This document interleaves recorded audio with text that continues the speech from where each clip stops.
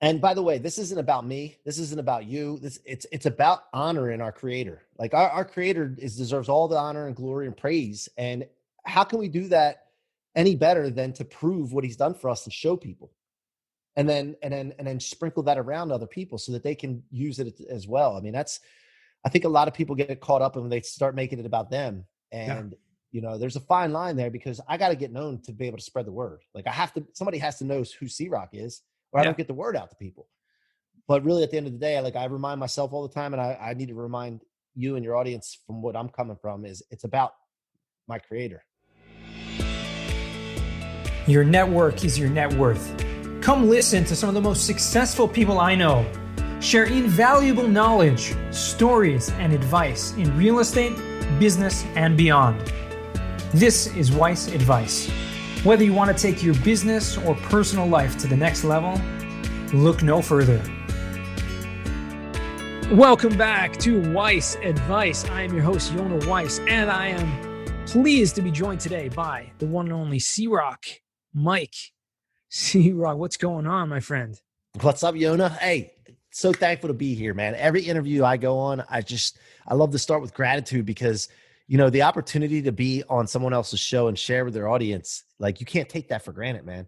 And I just want to let you know from the bottom of my heart, thank you for bringing me on, man. It's my pleasure. No, and I love your passion. It shines through. If you're watching the video, you see this, but if you are listening to this, hopefully that passion is shining through these radio waves because what he stands for and what he's, developing here is just something that I hope you listener can take a lot of things away from this interview. So just a little background before we get into this, Mike is just a powerhouse. I mean, really, it's hard to describe what he is, but hopefully we'll get to know him a little better in this episode. He's the host of the What Are You Made Of podcast, author of a brand new book, which is launching.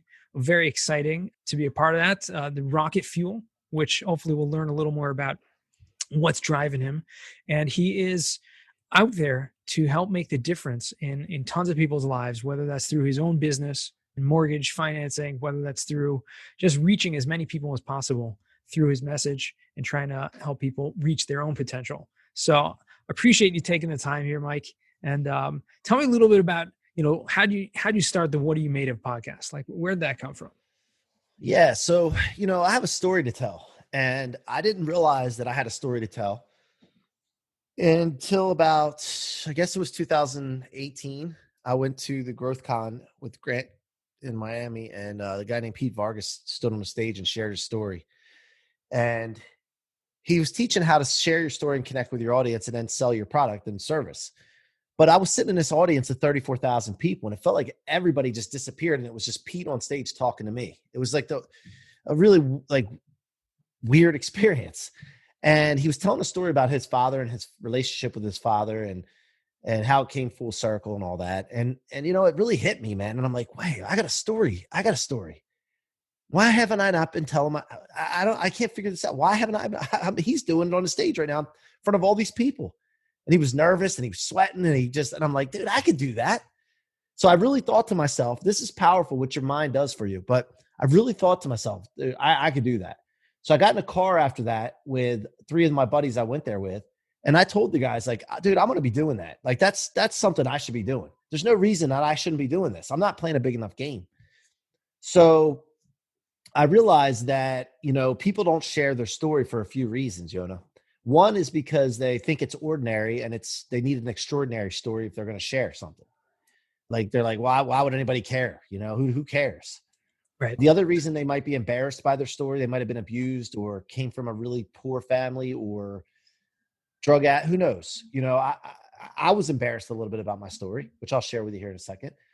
The other thing is, and this is the most important one, people underestimate the power that their ordinary story has to inspire millions of people if they just can gather up the courage to share it.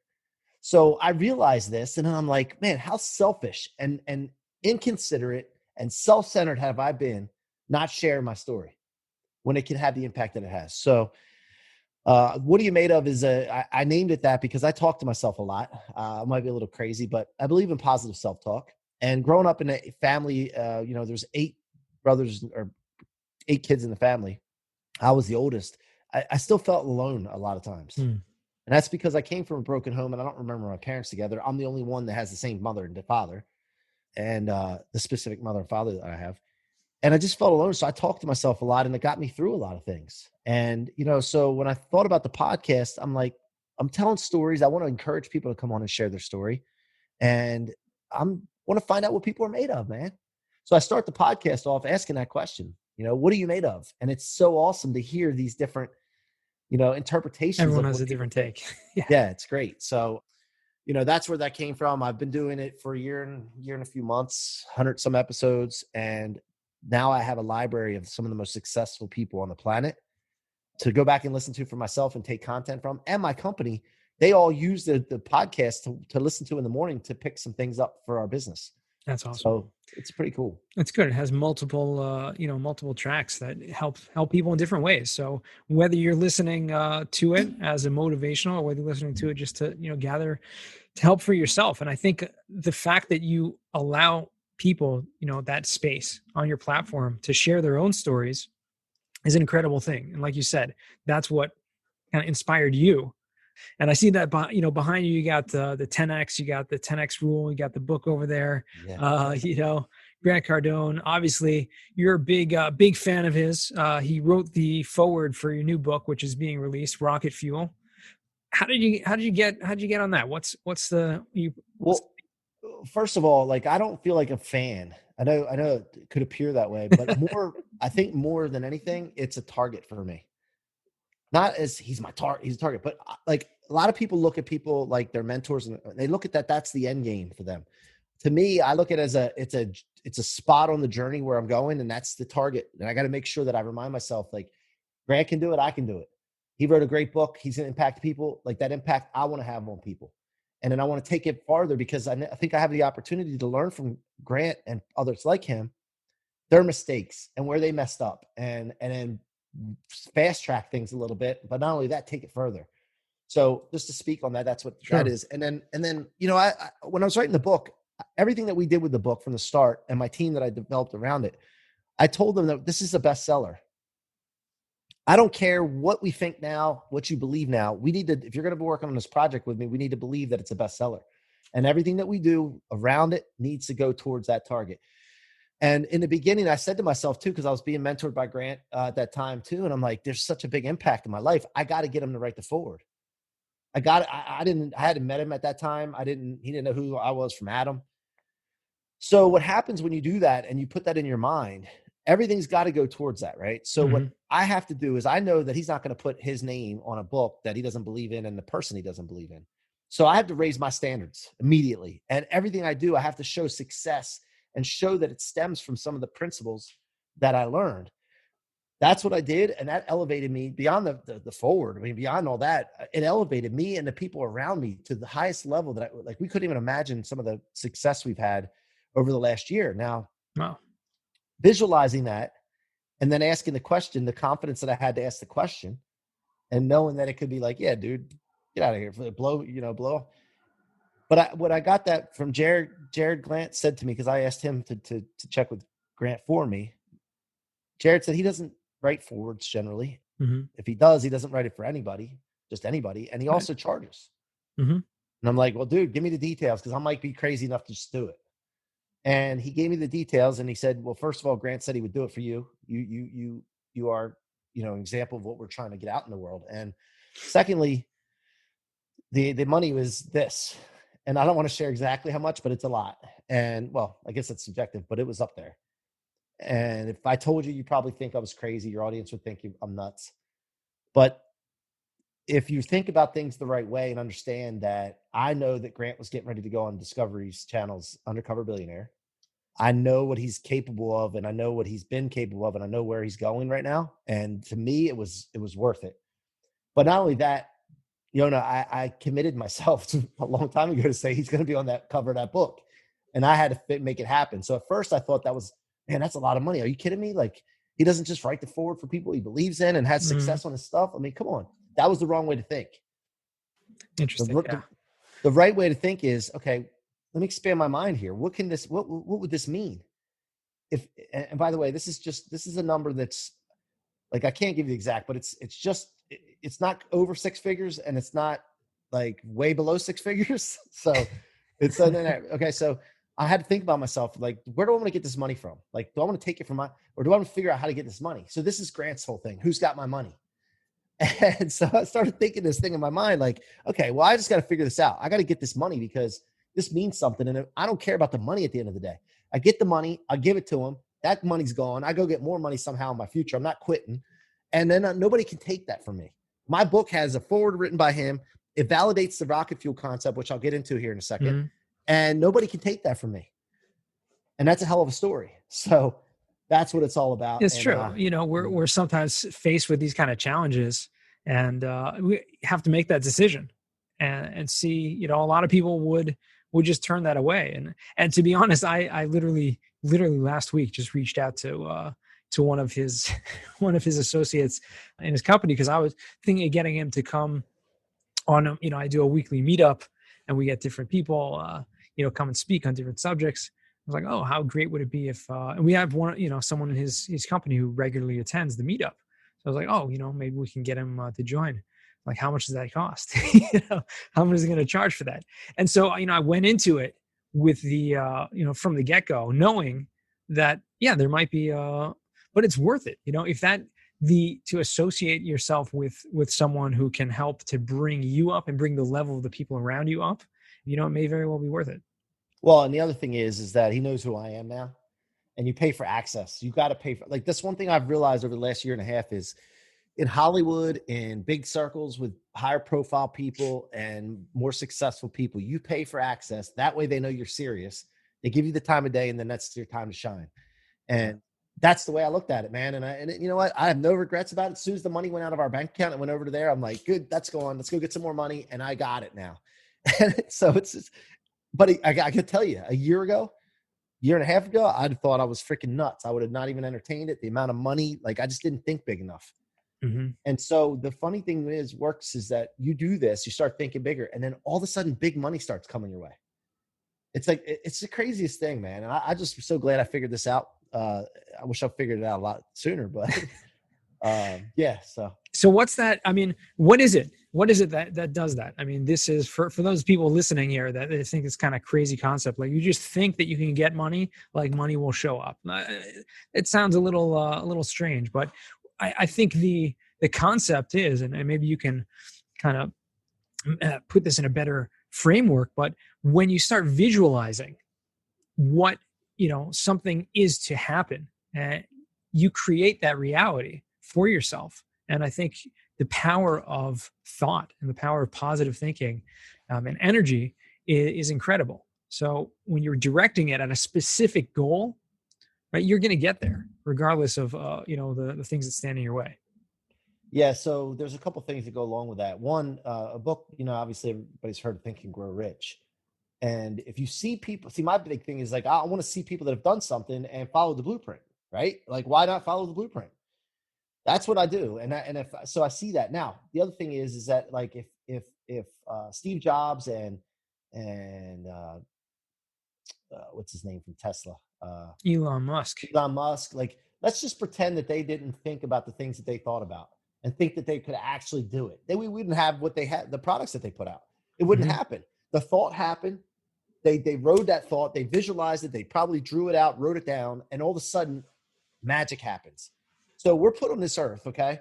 The way I view this is it's very simple. I've seen too much of it not to believe this. But we're put on this earth to create. Like, our spirit is put in our bodies. Our bodies are here. And our job is to solve problems and create things. The things aren't here yet until we create them. So to me, it goes with riches. It goes with everything. It goes with relationships. You have to have it in your mind first. Visualize it. Get it out of your head. Write it down. And then start acting upon it. And when you do that, you start seeing things that you normally wouldn't have seen before. The people that can't understand this and aren't willing to try this are going to stay where they are. They're going to stay limited. And that's okay. It is what it is. But, for me, look, I'll give you a quick story. I was a young kid, came from a broken home. I don't remember my parents together. And when I was 11, I decided, after 3 years of living in my dad's house and dealing with a lot of abuse, that I needed to get out of there. It wasn't a good environment. And I visualized this in my head, like, this can't be right. I feel like I'm an ordinary kid. I think this is an ordinary situation, but this just cannot be right. And I have another option. So I decided to go move with my mom. And when I did that, I started visualizing these things, what it's going to be like to live with my mom. I know she didn't have it that well. She didn't have any money, but like I could still come from that. I could still come. And that really gives me, like, when I was a young kid, I thought to myself, well, that gives me somewhere to go. Like if I'm coming from a rich family, so a lot of times it's like, well, where else are you going to go? It Mm-hmm. gives me like a problem, and I think at a Right. young age, I knew that I wanted problems to solve. Like I wanted to go after it. Mm. And, my dad, when I did that, he wasn't really happy with me. He took out a wad of $100 bills. I believed my dad was my hero. He's a hard worker, had his own masonry business, big forearms and rough hands. And he always carried that wad of $100 bills in his pocket with a rubber band around it. And I thought that was so cool. But when I told him I wanted to leave, he's like, if that's the case, took that wad out, peels one off, crumples up, and throws it at me and said, you're going to need this when you're living on the streets with your mother one day. And, when I thought that happened to me, I'm thinking to myself, like, first of all, I'm stubborn as they come, right? Wow. I think stubborn gets a bad rap. I think it's got a negative connotation. But when I looked up the definition of stubborn, it says perversely unyielding. And if you want something in life and you want anything, riches, relationships, ideal life, if you're perversely unyielding towards it, you're not going to stop. You're going to get it. Yeah. So I thought to myself, I'm not going to need that money. I'll go get my own. And the other thing is, I just knew, my mom always told me I was a leader when I was a young kid. She imprinted this in my head in a program me a long time ago. 3-4 years old, you're a leader. You're inspirational. You're going to be an inspiration. I don't know why she did that. Good thing she did, because Yeah. everything I started doing from there was leading people and trying to help people. So I thought to myself, this situation is not going to define me. I'm going to help others that have been through this and show them that they can be successful.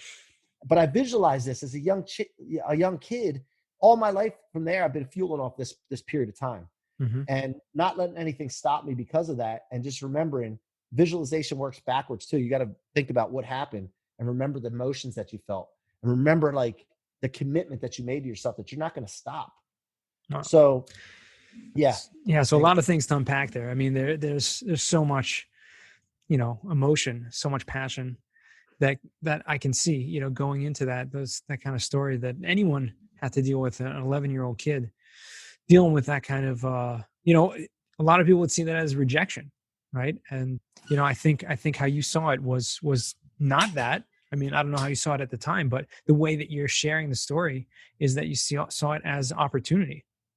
And another thing that I just want another layer to add on top of that, the fact that your mother had the foresight, and I think that just shows despite the hardship that obviously was in that relationship, that she still had the foresight to call you a leader, at that point. I mean, that's huge. And for myself as a parent, that's something that just speaks to me, that just to give that positive reinforcement, just tell your kids things that they are. I mean, there's so much potential in children. And as parents, you can see so much that your children have in them as potential, but it's not enough just to see it. You actually have to tell them. You have to go out of your way and reiterate that to them so that they can build their own character, build their own strength. 100%, man. And that's the biggest thing I noticed myself doing. Like 2 years ago, I did basically a self-analysis of myself. I looked at myself and said, why do you keep advancing? Why is your graph still gradually going up no matter what happens to you? Like, you come into these things, it hurts, but then you get over it quick. And and I found that the whole thing was the rocket fuel concept. I've been converting things that usually stop people, that slow people down, that have ruined people's days, weeks, or sometimes lives. And I convert it and store it in my tank instead of my trunk where it weighs you down, and convert it into rocket fuel to advance, to Wow. blast off. And, once I figured that out though, like, man, I feel unstoppable. And now it's like my graph, instead of being that gradual uptick on the line graph, it's like the trajectory is like a rocket ship. It's going up now. And that's what it's all about. So now it's time to share with people and help people with that, and really get them thinking like, wait a minute, is this possible? Is this really possible that you can not be stopped until you're plucked from this planet? And I believe, yeah, physically we may be limited. Spiritually, mentally, financially, we're not limited. Incredible. And I totally agree with you. I mean, there is no limit, because when you believe that an infinite creator created us and imbued in each one of us, an infinite soul that has that potential. Like you said, we're here to create. We're here to do things in this world. And then there's the sky's the limit. I mean, and beyond the sky is really, because there's no limitations. And by the way, this isn't about me. This isn't about you. It's about honoring our creator. Like our creator deserves all the honor and glory and praise. And how can we do that any better than to prove what he's done for us and show people? And then sprinkle that around other people so that they can use it as well. I mean, I think a lot of people get caught up when they start making it about them. Yeah, And there's a fine line there, because I got to get known to be able to spread the word. Like somebody has to know who C-Roc is, or I yeah, don't get the word out to people. But really, at the end of the day, like I remind myself all the time, and I need to remind you and your audience from what I'm coming from, is it's about my creator. absolutely. So how do you go about doing that? Like what's the method? Obviously the book to help people. I mean, you have this movement, the podcast, the book. How are you going about doing that? Like spreading the message to the world? So I think, first of all, every morning I'm committed. So when you're committed, you get real creative. But every morning I wake up, I'm obsessed. Like, I'm not doing enough. How can I get known better? How can more people find out about me? And so I have a great mentor, obviously, because Grant's on national television now, right? And he's tried to do this 10 times. This is his 10th attempt at being on national television. He finally did it. And now he's working on movie deals. So like he's paving the way. And there's nothing wrong with following in the footsteps of someone. I don't have to do everything on my. So I'm looking at what he's doing, and then maybe I do a documentary and sell it to Netflix. On who knows? Maybe I make a film out of my life. Like, sometimes I think in my head, like, well, why would my story matter, like, to be on a Right. film? Like, who do you think you are? But the difference is there's other stories like mine that have been put on film. It's the people had the courage and the gumption to go do it. Mhm. And so I'm playing all these scenarios in my head, and I'm not scared of anything. Like, I have courage to do this because I'm so committed to my message. And that's the only way to do it. I mean, you got to get exposure, and how else to do it besides podcasting, TV, Netflix, whatever the case is. Right. Yeah. And there's unlimited potential there also. I mean, you go viral one day and that's it. But I think Grant's a great example because he's out there all the time, and he's got this whole media company of people, pushing out like tons of content for him on his behalf on all channels, all the time. So it's just, you get known by doing that. Well, it's consistency, right? Hmm. It's not something. So one thing I fight with you, and I'll be just fully transparent. I want things now. Yeah. I want to get there, but I understand Grant's way ahead of me in his journey. He's 60 something. He's been doing this for I don't know how long. I just started about a year and a half ago, and I've made pretty big advancement thanks to my action, but him with his guidance and his team's guidance, man. So, at the end of the day, as long as you don't quit, it's just like that water going over the rock over and over again. It wears it away. And the stubborn part is when you pour out water on a concrete surface, that water goes, and then Hmm. if it hits an obstacle, it goes over to round it or finds something. It just goes and finds cracks. And that's the way I view things, is like, just keep going and just work your way and find your way, just going in the direction that you want. And one other thing I'll add, I have a saying, thrust is a must. Like, you have to move forward and you have to move fast. And I constantly am reminding myself of that. Thrust is a must. You're not going backwards. You're going forward. You're going to move fast. Even if it's not perfect, just move forward. Yeah. So, And I love yeah. the concept. I mean, the whole concept of the rocket fuel, taking those things that could be challenges and actually using them to fuel you to do greater things. I think we all need to hear that lesson, and we all need to use that. So obviously this message is meant to be for the world because it's a universal concept. Yeah, and I think there's no new concepts out there. I think it's just the way you frame them. But Yeah. I think it's important that we really reframe things a lot of times, because there's a thing called a lullaby effect where, you hear persistence all the time. You hear resilience all the time, Hmm. and it goes in one ear and out the other. So I use rocket fuel instead of resilience because it's more powerful, because I don't want to get back to original form. I want to go past that. And stubborn instead of persistence, because people are like, whoa, you said stubborn. That's not a good thing, is it? It gets people's attention. Thrust is a must. It has a sexual overtone to it. Thrust is a must. Well, I mean, it gets people's attention.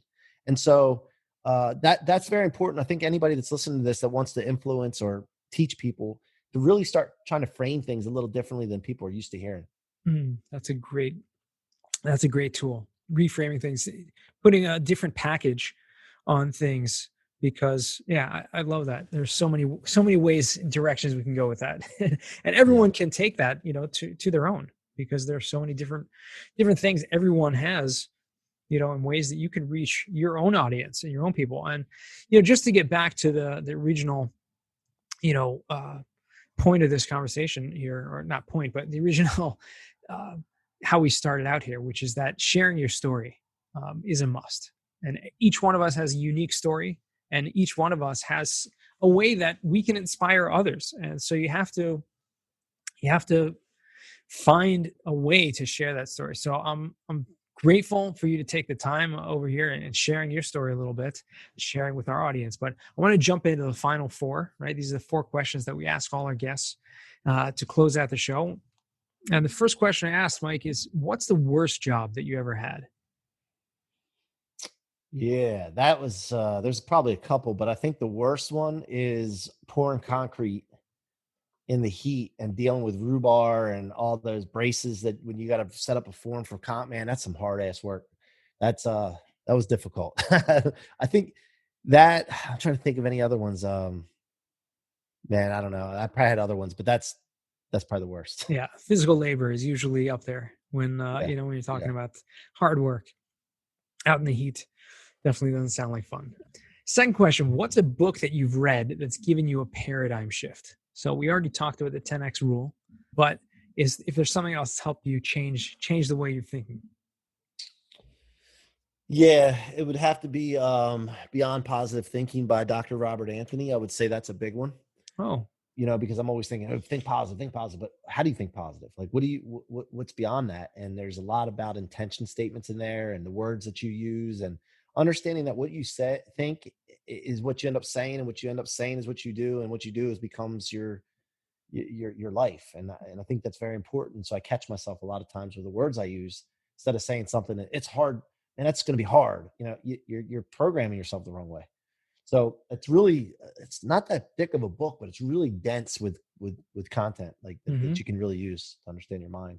Oh, awesome. Absolutely. Yeah. So we're going to put that in the show notes there, Beyond Positive Thinking, because you're absolutely right. There's, everyone likes to, put out there, you have to think positive, you have to be positive. But in the end of the day, there's a lot more that goes into it. It's about the intention, Right. and not just the speech that you're saying, but what's going in your mind and what's going in the thoughts beyond, behind that speech. Incredible. Okay. Third question for you. What's a skill or talent that you would like to learn? Oh man, that's a good question. What I'm studying right now is all about the mind.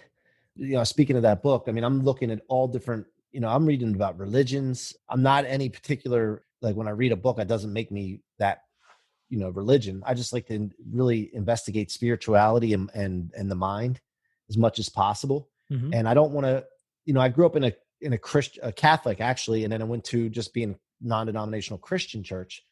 But and I believe, but I'm not okay not investigating other viewpoints just to see how other people, and more importantly too, like to understand, like I want to understand why Muslims think the way they do and believe the way they do, and Jewish and Scientology. Like I read L. Ron Hubbard books to really understand, like what do they understand? Like, what are they doing? Like, why are they looking at things that way and seeing where the contradictions are? So I think that skill wise, I think just really trying to understand people and different viewpoints and beliefs so that I can relate to everyone, because I don't like being in a situation where I watch the news and I see a different political belief than me or something, and I just get a bad feeling inside.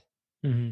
Like, how could you think that way? I don't like that feeling. I want to fix that by trying to understand. That makes sense? Yeah, absolutely. No, it does make sense. It's a very difficult thing to do, and obviously takes a long time, because a lot of times, it's not just a book necessarily, but you have to get inside a person's head and, a culture and a whole language in many ways. And this is something that, I've spoken a lot about on this show, that oftentimes when I ask this question, a lot of my guests say one of the skills they'd like to learn is a new language, which to me is fascinating, because a language is really more than just a language. There's so much culture behind every language. And to be good at a language, to be fluent, you actually have to immerse yourself in that culture in order to really Dialects, get it. And the slang. Yeah, Yeah. there's so much, and there's emotion, there's different ways of saying things. And so when you talk about understanding different people and how they think, it's really, it's almost an endless pursuit, but it's something that obviously is so necessary in this day and age. We come from such a multicultural world. We have to take the time to get to know people and to get to know where they're coming from. Yeah. I mean, So, otherwise, it's just like, what kind of person are you to be so closed off and spiteful and hateful of people that just don't think or live the same way as you? I mean, it's like, I don't know. That's what I want to work on. well, good for you. That's awesome. The fourth and final question, Mike, which probably should be an easy one for you, but what does success mean to you? Yeah, success means to me seeing the vision that you want, your ideal life, and making incremental movements towards it, whether they're small or big, as long as you're thrusting forward. To me, that's success. Awesome. And it sounds like you're doing this, daily. And it's been a pleasure speaking with you and hearing a little more about the journey and the story and what you are made of, because it's pretty incredible to have you here. But where can our listeners find you or learn more about you? Yeah, thank you, Yona, by the way. I appreciate you, and I'm very grateful to be here. Clubhouse is a new app that's out. I've been speaking a lot on Clubhouse, popping in the rooms and trying to be present and learn from people, but also share some value. And Instagram. So at Mikey C-Roc, I'm on both of those, at Mikey CROC. And the book is going to be available on Amazon. And if you want to go to the landing page that we have set up, which is pretty awesome, that's MikeCroc.com/book with no K, MikeCroc with no K.com/book. Awesome. So check that out. Rocket Fuel is launching shortly, so make sure to grab your copy and hope you can make it take off just like Mike has. So thanks again for joining me, and it's been a pleasure. Thank you, Yona. Appreciate you, bud. Awesome. And to all our listeners, remember, the best advice comes only when you ask. Real quick, I have one question for you. Did you like this episode? If you did, I want to ask you a huge favor. See, the biggest thing that helps this podcast grow and that will spread this message to the whole world is that if you leave a review, a rating, and subscribe to the podcast. What that does is it basically tells the platforms that this podcast is out on is that you like my stuff and I'm doing something right. So take a few seconds out of your day, hit that subscribe button, leave a rating or review. I would be extremely grateful. Also, I want to hear from you guys. So I want to hear some feedback. If you have any questions for future episodes, please find me on LinkedIn. Send me a DM, connection request, Yona Weiss, and I'd love to hear from you.